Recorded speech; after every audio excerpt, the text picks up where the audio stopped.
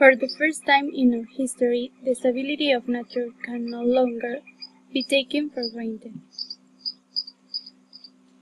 All across our planet, crucial connections are being disrupted. The stability that we and all life relies upon is being lost.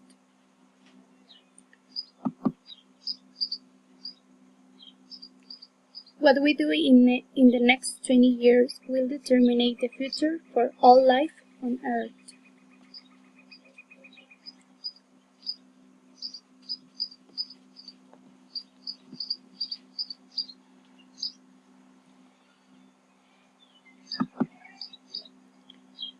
The rest of the series will explore the Earth's most important habitats and celebrate the life they still support.